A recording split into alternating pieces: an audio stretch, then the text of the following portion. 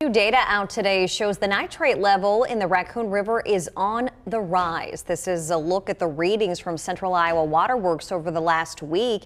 In the Des Moines River, you can see the nitrate level has remained relatively steady for the last few days. Now, the Central Iowa Water Works lawn watering ban is still in effect in these cities and communities. As a reminder, treated water is still safe to drink.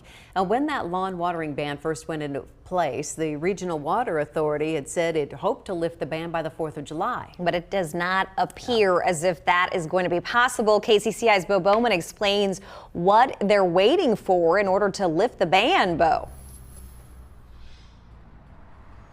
Well, Laura, Stacy, it's all about the nitrate levels here in the Des Moines and the Raccoon River. Both, like you just mentioned, are still over the threshold for safe drinking water, and that's why they have to continuously run that nitrate removal system until they can get these rivers themselves below that number. What we're waiting on is for those numbers below 10 milligrams per liter. They say after it gets that low, it needs to stay there for a sustained amount of time before they can confidently stop running those nitrate removal systems. Then their executive director, Tammy Madsen, says they can begin to phase out of the lawn watering ban. She says they've started to discuss what that could look like, but they don't have that exit plan completely set in stone yet. Des Moines Water Works CEO Ted Corrigan says they're hopeful that this upcoming stretch of dry weather could be helpful in getting closer to the end.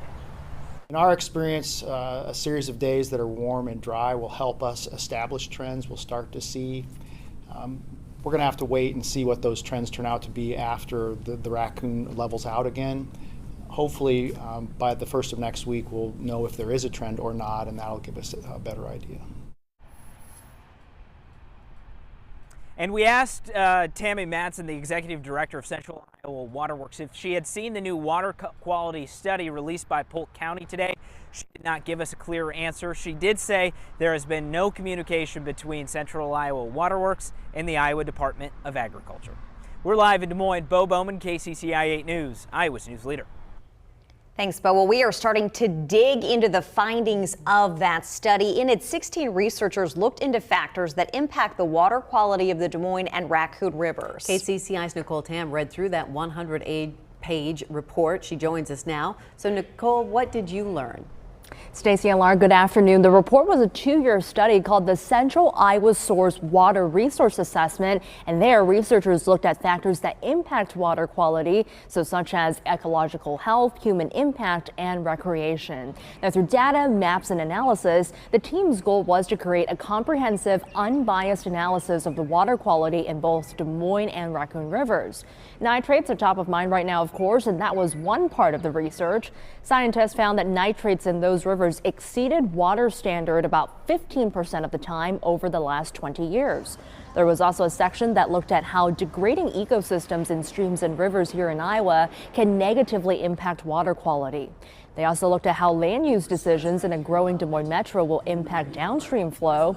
Now, at the Polk County Supervisors meeting this morning, about 10 people showed up to comment on the findings before the supervisors formally accepted that report.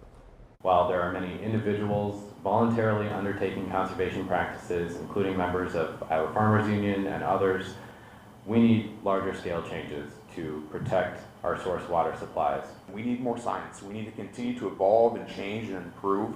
And we're excited, our team here at Polk County, to dive into this report, figure out how it can help us do more, be more efficient, and make more of a difference.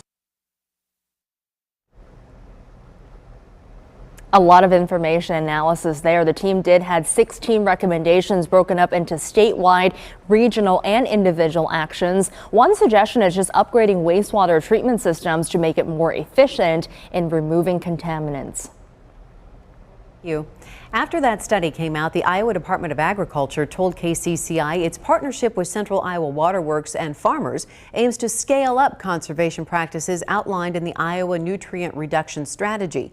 Agriculture Secretary Mike Negg sent a statement saying the department is not interested in stoking animosity between neighbors, adding, quote, agriculture, conservation, recreation, urban and rural development, and business growth can and must coexist in Iowa. There is work to be done on both sides, end quote.